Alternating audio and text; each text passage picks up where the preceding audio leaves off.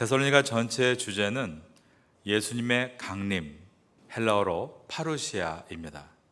우리 한번 데살로니가 전서 1장 10절을 보겠습니다. 또 죽은 자들 가운데서 다시 살리신 이의 아들이 하늘로부터 강림하실 것을 너희가 어떻게 기다리는지를 말하니 이는 장래에 노하심에서 우리를 건지시는 예수시니라. 이처럼 강림이라는 단어가 나와 있습니다. 데살로니가 전서 2장 19절을 보겠습니다. 우리의 소망이나 기쁨이나 자랑의 면류관이 무엇이냐? 그가 강림하실 때 우리 주 예수 앞에 너희가 아니냐. 3장 13절을 보겠습니다. 너희 마음을 굳건하게 하시고 우리 주 예수께서 그의 모든 성도와 함께, 그 다음 보니까 강림하실 때에 하나님 우리 아버지 앞에서 거룩함에 흠이 없게 하시기를 원하노라 라고 했습니다. 이어서 4장 16절을 봅니다. 4장 16절, 여기에도 강림하시리니라는 말씀이 있습니다. 다 같이 읽어보겠습니다. 주께서 호령과 천사장의 소리와 하나님의 나팔 소리로 친히 하늘로부터 강림하시리니 그리스도 안에서 죽은 자들이 먼저 일어나고. 넘어가서 5장 2절을 보겠습니다. 주의 날이 밤에 도둑같이 이를 줄을 너희 자신이 자세히 알기 때문이라. 여기에도 보면 주님께서 이 땅에 다시 온다, 강림을 말씀하고 있습니다. 넘어가서 이제는 데살로니가 후서로 넘어가서 1장 7절을 보겠습니다. 환난을 받는 너희에게는 우리와 함께 안식으로 갚으시는 것이 하나님의 공이시니 주 예수께서 자기의 능력의 천사들과 함께 하늘로부터 불꽃 가운데 나타나실 때에, 이처럼 주님의 재림을 말씀하고 있는 것입니다. 2장 3절도 마찬가지입니다. 누가 어떻게 하여도 너희가 미혹되지 말라. 먼저 배교하는 일이 있고 저 불법의 사람 멸망의 아들이 나타나기 전에는 그날이 이르지 아니하리니. 여기서 그날은 예수님께서 다시 오시는 날을 말씀합니다. 그 다음에 데살로니가 전서 3장은 마지막 장 전체가 예수님께서 재림하신다라는 역사적 종말을 담고 있습니다. 그 안에서 우리가 어떻게 살아가야 하는가를 교훈하면서 데살로니가 전체가 맞춰지게 되는 것입니다. 그러므로 데살로니가 전후서의 전체 주제가 파루시아, 예수님의 재림이라는 것을 확인하게 됩니다. 이제 오늘 본문인 5장으로 들어가 보도록 하겠습니다. 데살로니가 전서 5장 1절 말씀입니다. 형제들아, 때와 시기에 관하여는 너에게 쓸 것이 없음은 때는 시간이고 시기는 날짜입니다. 영어 성경은 그래서 times and dates라고 번역을 해 놓았습니다. 사도 바울이 예수님께서 강림하시는 파루시아, 그 시간과 날짜에 대해서는 말할 필요가 없다라고 하고 있습니다. 그 이유는 2절에 보면 주의 날이 밤에 도둑같이 이를 줄을 너희 자신이 자세히 알기 때문이다 라고 했습니다. 많은 사람들은 주님이 언제 오시는가 그 날짜에 관심을 가지고 날짜를 맞추려고 합니다. 그래서 한국의 많은 이단들이 여기에서 나왔습니다. 몇 월 며칠에 예수님께서 재림하신다. 하지만 성경은 초대교회부터 그것에 대해서 너희가 알 필요가 없다라고 말씀하고 있습니다. 그 대신에 주님은 언제든지 오실 수 있다는 표현을 주의 날이 도둑같이 온다라고 표현을 했습니다. 왜냐하면 예수님께서 이와 같이 이미 사복음서에서 설명하셨기 때문입니다. 마태복음 24장 43절에서 말씀하시기를 너희도 아는 바니 만일 집주인이 도둑이 어느 시각에 올 줄을 알았더라면 깨어있어 그 집을 뚫지 못하게 하였으리라 라고 하셨고, 이어지는 44절에서는 이러므로 너희도 준비하고 있으라. 생각하지 않은 때에 인자가 오리라 라고 하셨습니다. 그러면서 우리는 늘 깨어 있어야 한다라고 하신 것입니다. 여러분, 예수님이 몇 월 며칠에 오신다, 이것을 가리켜 우리가 시한부 종말론이라고 합니다.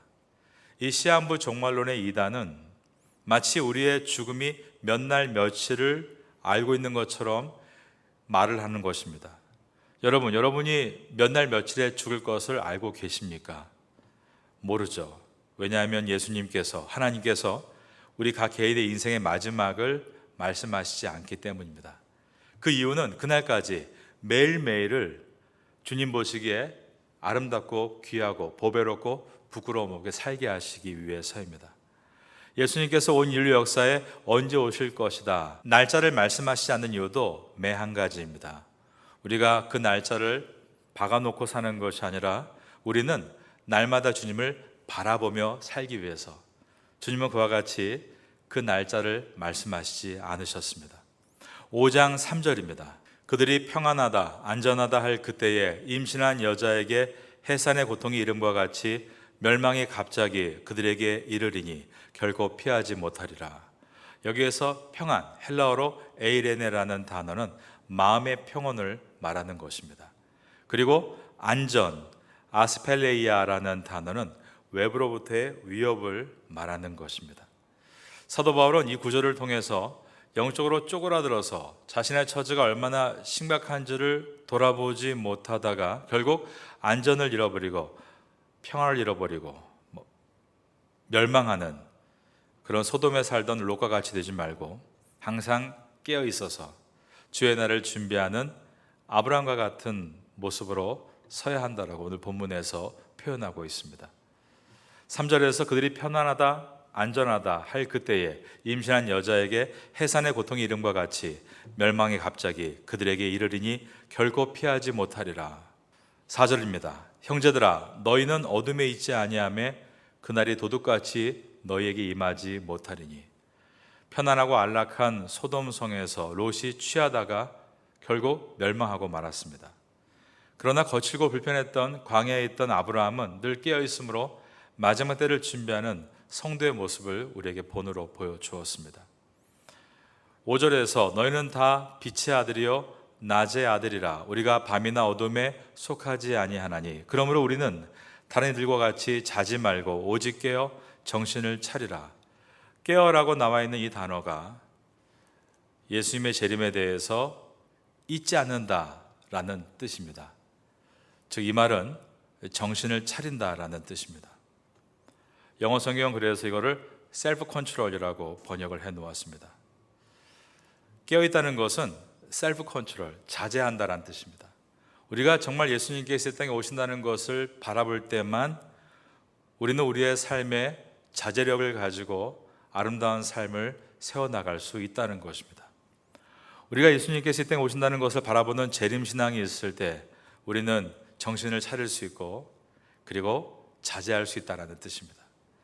하지만 예수님께서 이 땅에 오신다라는 재림신앙을 잃어버리면 술 취한 자가 되고 세상을 헤맬 수밖에 없습니다.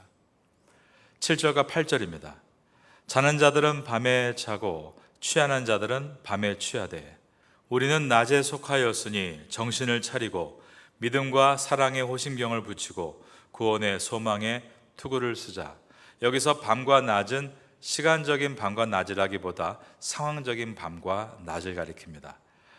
상황적으로 밤이라는 것은 어떤 표현입니까? 어두움의 세력이 덮치는 표현이죠. 상황적으로 낮이라는 것은 그 반대로 빛의 주님 안에 거하는 상태를 보여줍니다. 어둠의 세력은 우리를 취하게 한다라고 하고 있습니다. 요한계시록에는 어둠의 세력으로 음녀가 나타납니다. 음녀가 온 세상을 술로 취하게 했다라고 말씀하고 있습니다. 이어서 9절입니다. 하나님이 우리를 세우심은 노하심에 이르게 하심이 아니요 오직 우리 주 예수 그리스도로 말미암아 구원을 받게 하심이라. 하나님께서 우리를 세우셨다라고 하면서 그 목적이 우리로 말미암아 우리가 구원받고 또 많은 사람을 구원하게 하기 위해서이다라고 했습니다. 구원의 방법은 이어지는 10절에서 주님이 우리를 위해서 죽으시는 방법이다라고 기록합니다. 10절 말씀 다 같이 읽어볼까요? 예수께서 우리를 위하여 죽으사 우리로 하여금 깨어있든지 자든지 자기와 함께 살게 하려 하셨느니라. 여기서 예수님께서 우리를 위해 죽으셨다. 이 얘기는 사도 바울이 가지고 있는 가장 핵심적인 가르침인데 이 얘기를 고린도 전서에서 기록을 합니다. 그런데 여러분, 사도 바울이 서신서의 첫 권인 이 데살로니가 전서를 기록할 때가 고린도에 머물 때였습니다. 그리고 나서 이제 로마서를 기록하고 고린도 전후서를 기록하고 갈라디아서를 기록할 때 예수님께서 우리를 위해서 죽으셨다. 이 내용들을 본격적으로 시작하게 됩니다. 이처럼 바울의 신학의 파운데이션은 서신서의 첫 권인 이 데살로니가서를 시작할 때 보여주고 있다는 것을 우리에게 설명하고 있습니다. 예수님이 우리를 위해서 죽으셨다. 즉 우리의 구원은 인간의 노력으로 되어지는 것이 아니라 우리가 하나님 앞에 나갈 수 없는 존재이기 때문에 그리스도께서 죄인된 나를 죽으시고 그분의 십자가 위의 피값으로 나의 죄값을 치르심으로 우리가 칭의, 의롭다라고 불림받게 되었고 그 결과를 하나님께 나갈 수 있게 되었다. 이 가르침의 시작이 오늘 본문에서 일어나고 있는 것입니다. 이 은혜를 안다면 이제 오늘 본문의 마지막 절이죠. 11절입니다. 우린 이렇게 살아야 합니다라는 권면의 말씀입니다. 11절을 같이 읽겠습니다. 그러므로 피차 권면하고 서로 덕을 세우기를 너희가 하는 것 같이 하라. 우리가 어떤 삶을 실천해야 되는가? 첫 번째가 피차 권면하고, 이 말은 서로에게 용기를 북돋워 주고라는 뜻입니다. 그런데 이것이 현재 진행형으로 되어 있습니다. 지속적으로 서로에게 용기를 계속해서 북돋아 주라라는 것입니다. 이번 주로서 저희 모든 교구와 구역의 예배가 종강을 했습니다. 이제 숨 고르기를 하고 나서 약 2개월 반 후에 새롭게 새로운 구역과 또 구역원들이 만들어지게 될 것입니다. 여러분들 구역 안에서 서로에게 용기를 줄 수 있는 그런 공동체가 되기를 위해서 기도해 주시기를 바랍니다. 그리고 교구 안에서도 교구장과 구역장님들이 그러한 관계로 세워질 수 있도록 기도해 주시기를 바랍니다. 우리 교회 안에 있는 모든 학생들도 각 부서 안에서 서로 용기를 북돋아주는 그런 공동체가 되기를 기도합니다. 서로 너 뭐 잘하냐, 몇 등 했냐 물어보는 것이 아니라 너 요즘 많이 힘들지? 용기를 북돋아 줄게. 그러면서 서로에게 용기를 북돋아주는 그런 공동체가 되면 좋겠습니다. 서로 피차 권면하고, 이 뜻은 용기를 북돋아 준다입니다. 그 다음에 저를 따라하겠습니다. 서로 덕을 세우기를. 덕을 세운다. 말 그대로 집을 세운다 할 때의 단어입니다. 덕을 세워 나간다. 우린 그러므로 마음의 성전을 지어가는 빌더들입니다. 교회 건물을 짓는 것이 아니라 마음을 지어가는 것이죠. 예수님께서 이 땅에 다시 오시는 날을 바라보며 성숙한 성도로 빌드업, 지어져 가는 것, 우린 그러므로 모두가 영적인 건설자, 스피리추얼 빌더인 것입니다. 하나님 앞에 그렇게 서로 권면하고 덕을 세워 나가라 라고 하면서 바울은 지금까지 그들이 참 잘하고 있다라고 칭찬을 했습니다. 11절입니다. 그러므로 피차 권면하고 서로 덕을 세우기를 너희가 하는 것 같이 하라. 데살로니가 교회는 바울이 3주만 복음을 전하고 떠날 수밖에 없었던 아픈 손가락이었습니다. 그런데 놀랍게도 바울은 떠났지만 성령께서 그 공동체 안에 계셔서 그들을 인도하시는데 그들에게는 분명한 신앙의 고백이 있었고 예수님의 재림을 기다렸으며 깊이 가르치지 않았음에도 불구하고 성령께서 그 가르침 속에 내주하심으로 피차 권면하고 있었고 서로 덕을 세워나가고 있었다는 것입니다. 바울은 그것에 대해서 너희가 하는 것처럼 지금까지 하던 그대로 잘해 나가라 라고 권면을 했습니다. 이번 주에 산방의 구역 예배를 모두 마치면서 우리의 구역을 돌아볼 때 저도 그런 감사가 많이 일어났습니다. 특별히 세 분의 교구장님들과 또 구역장님들, 권차님들, 정말 그분들에게 이렇게 말씀드리고 싶었습니다. 지금까지 너무 잘 해오셨습니다. 이제 하반기를 우리가 기도하며 준비할 텐데 오늘 본문과 같이 피차 권면하고 서로 덕을 세울 수 있는 영적인 빌더, 스피리추얼 빌더가 되어 하반기에도 더 아름다운 우리 공동체를 지어가는 우리가 되면 좋겠습니다. 이러한 은혜가 우리 모두에게 있게 되기를 예수님의 이름으로 축원합니다.